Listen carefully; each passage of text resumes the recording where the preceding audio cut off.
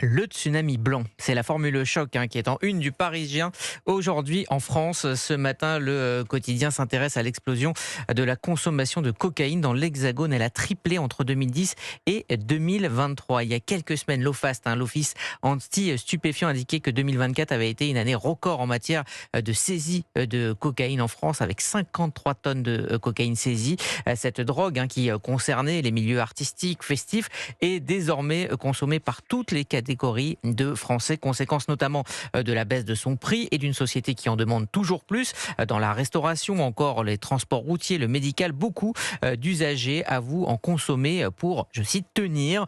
Pour en parler, nous sommes donc, on l'a dit, en studio avec l'essayiste Sabrina Medjeber et en ligne avec le professeur Laurent Carilla, addictologue, médecin, professeur d'addictologie et de psychiatrie à l'université Paris-Saclay. Bonjour. Bonjour. Merci d'être avec nous. 2 millions de Merci à vous. Français disent consommer. Quels sont les profils des gens qui viennent vous demander de l'aide et qui ont basculé dans l'addiction à la cocaïne ces 2 dernières années? C'est tout le monde, c'est du tout venant en fait. En 2009, j'avais déjà écrit un livre qui s'appelait La cocaïne, tout le monde en prend. C'était un titre un peu choc, mais déjà on voyait un peu ce changement de la cartographie de consommation de la cocaïne qui concernait plus du tout les milieux aisés, les milieux artistiques, etc. C'était du chômeur au PDG, en passant par les jeunes, enfin il y avait tout le monde quoi. Pourquoi cette drogue ne fait plus peur? Elle fait plus peur, parce qu'elle s'est démocratisée complètement, elle s'est un peu banalisée. Il y a ce côté un peu au départ un peu glamour du truc. Il y a le côté dopant pour certains.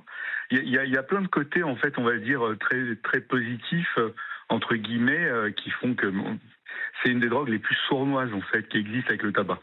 Alors peut-être nous expliquer ce que cela fait sur l'organisme très précisément? En fait, c'est une drogue stimulante, la cocaïne. Donc, qui dit stimulant dit tout est accéléré. Donc, les pensées, le physique, l'excitation sexuelle, on dort moins, on dort moins. C'est un peu comme un épisode maniaque dans un trouble bipolaire, en fait. Donc, on est archi excité de partout. Et ce qui dit stimulant dit ça monte, mais aussi ça descend quand les effets de la substance se dissipent. Et donc, à l'inverse, quand les effets de la substance se dissipent, on est plutôt dans un tableau d'allure dépressive, avec des signes complètement inversés. On est triste, on a envie de rien, on a envie de consommer, on dort beaucoup, on mange beaucoup, etc. etc. Est-ce qu'il y a aussi des risques à long terme de la consommation de cocaïne? Il y a- Avant de dire risque à long terme, j'envoie toujours ce signal qui est assez fort, c'est-à-dire que vous consommiez une ligne, 2 lignes, 10 lignes ou 10 000 lignes de cocaïne, il y a un risque multiplié par 24, une heure après, de faire un accident cardiaque. Donc, si vous voulez, il y a des risques même dans l'immédiateté. Et à long terme, bien évidemment, oui, il y a des risques cardiaques, avec des syndromes coronariens, des troubles du rythme du cœur, il y a des risques d'AVC, il y a des risques de crise d'épilepsie, enfin, il y a tout un tas de complications physiques, et il y a des complications psychiatriques propres à la cocaïne, comme les épisodes délirants, comme les tentatives de suicide, comme les dépressions, comme les crises d'angoisse. Donc on est vraiment dans un... Je vous dis, c'est une drogue très sournoise en fait.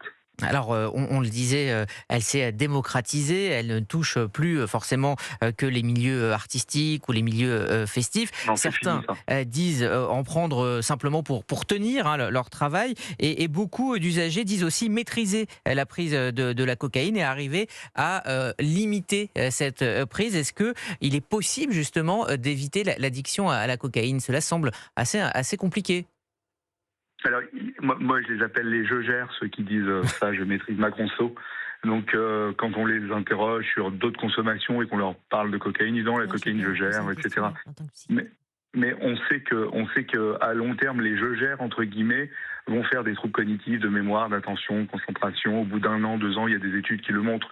Donc, on peut pas maîtriser ce type de consommation. Il y en a certains qui, c'est comme pour toutes les substances. Il y a des gens, on va jamais les voir et ils auront jamais aucun problème parce qu'ils consomment un tout petit peu. Mais si vous voulez, la cocaïne, le risque, c'est, la première année de consommation, il y en a 5% qui vont devenir dépendants et à long terme, ça va faire 20%. Donc c'est quand même beaucoup.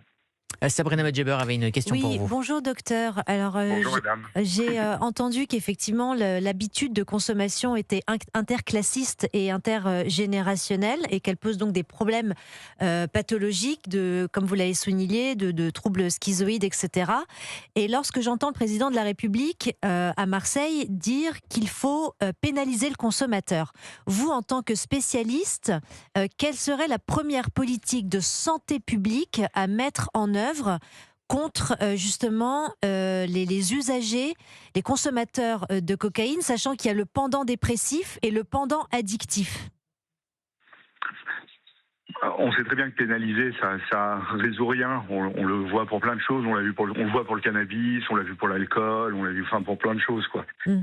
La prohibition, ça marche absolument pas. Il faut que le gouvernement nous donne plus d'argent pour faire plus de prévention et plus de recherche, et aussi avoir plus d'argent pour avoir plus de soignants dans les hôpitaux. En fait. Voilà, très bien. Laurent Carilla, on parle à juste titre sur cette antenne des ravages que fait le narcotrafic un peu partout en France, avec des règlements de compte, une angoisse du quotidien pour certains, dans certains quartiers où il est devenu quasi impossible de vivre. Est-ce que les consommateurs que vous rencontrez ont conscience d'alimenter cette industrie, et est-ce qu'il y a une possibilité de prise de conscience collective chez ces consommateurs que j'appellerais consommateurs lambda? Oui, mais les consommateurs lambda, ce sont des consommateurs qui sont malades. L'immense majorité sont malades. Ils ont une addiction qui est une maladie chronique. Donc vous imaginez bien que eux, ils sont bien au courant que déjà la drogue, ça leur pose un problème, qu'il faudrait qu'ils arrêtent, mais c'est impossible. Ils ont tout déréglé dans leur cerveau. Et ils sont bien conscients qu'il y a un trafic, ils vont voir des dealers. Enfin, maintenant, on peut aussi se faire livrer en Uber. Il y a une ubérisation de la livraison, quand même. On peut se faire livrer dans la boîte aux lettres. Donc, tout ça, bien évidemment, ils en ont conscience. Mais je crois que c'est deux choses différentes, les histoires de narcotrafic et les histoires de maladie, en fait. Donc, c'est extrêmement difficile de dire à quelqu'un qui est malade, qui vient nous voir en consultation, vous êtes au courant que vous alimentez le narcotrafic. Dernière question, pardon, est-ce qu'ils viennent vous voir trop tard selon vous? Ouais. Trop tard, c'est-à-dire? C'est-à-dire un moment où l'addiction est vraiment difficile à gérer.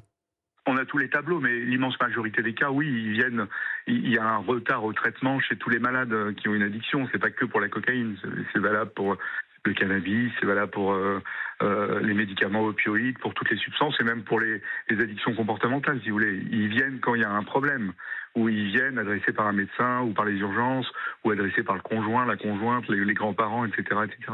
Merci, professeur Laurent Carilla, d'avoir pris le temps de nous parler, de nous éclairer sur ce tsunami blanc qui déferle sur la France et dont on n'a pas fini de parler.